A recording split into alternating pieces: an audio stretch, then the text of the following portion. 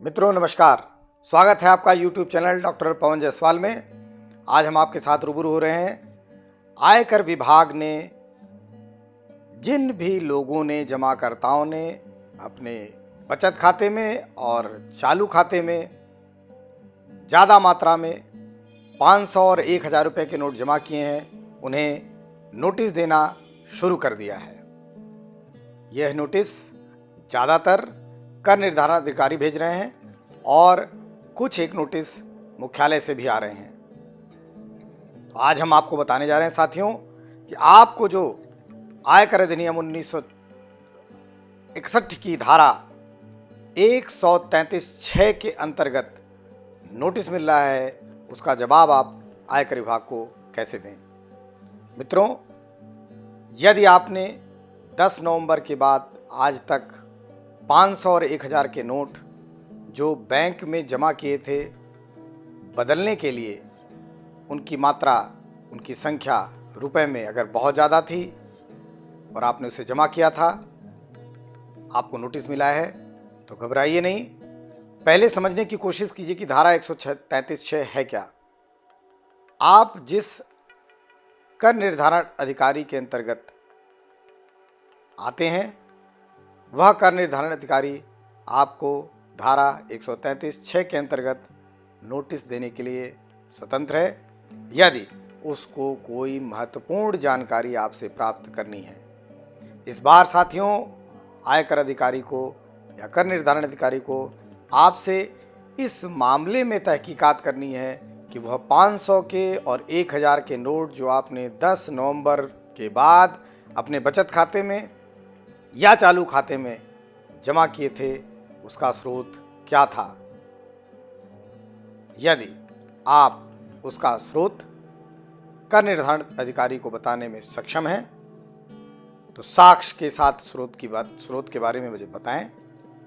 यदि वह आपकी टैक्स पेड बचत थी, जिसे आपने अपनी आकस्मिक आवश्यकताओं की पूर्ति के लिए अपने पास रखा था, तो उसका भी एक विवरण बना लें। 31 मार्च सन 2016 को आपके हाथ में नगद कितनी थी, जिसमें 500 और 1000 के नोट कितने थे वह, तथा 8 नवंबर सन 2016 की रात इस नोटबंदी के घोषणा होते ही आपके पास 500 और 1000 की नकदी कितनी थी सेविंग के रूप में, अर्थात बचत के रूप में, और कितनी आपकी व्यापारिक आय के रूप में या अन्य आय के रूप में, इसका स्पष्टीकरण आपके पास होना चाहिए। यदि आपने किसी के दबाव में आकर या लालचवश कोई रुपया 500 और 1000 का 8 नवंबर अर्धरात्रि के बाद लिया है, तो उसके जिम्मेवार आप स्वयं होंगे। धारा 133(6) में अपने आयकर अधिकारी को ईमेल के माध्यम से, डाक के माध्यम से, व्यक्तिगत रूप से प्रेजेंट होकर यह समझाने का कष्ट करें कि 31 मार्च सन 2016 के पास के दिन आपके पास नकदी क्या थी, 1 अप्रैल सन 2016 में आपके पास नकदी क्या थी, 8 नवंबर सन 2016 की रात आपके पास 500 और 1000 के नोट कितने थे, जिनको कि आपने बैंक में जमा किया। यदि कर निर्धारण अधिकारी आपके स्पष्टीकरण से, आपके लिखित और मौखिक स्पष्टीकरण से संतुष्ट है, तो वह कार्रवाई वहीं पे ड्रॉप कर देगा, और अगर वह असंतुष्ट है तो संबंधित कमिश्नरेट से, मुख्यालय से परमिशन लेकर, आदेश लेकर आपके केस का पुनरावलोकन करेगा और आयकर अधिनियम की धारा 147 और 148 के अंतर्गत आपके आय का पुनरीक्षण करेगा।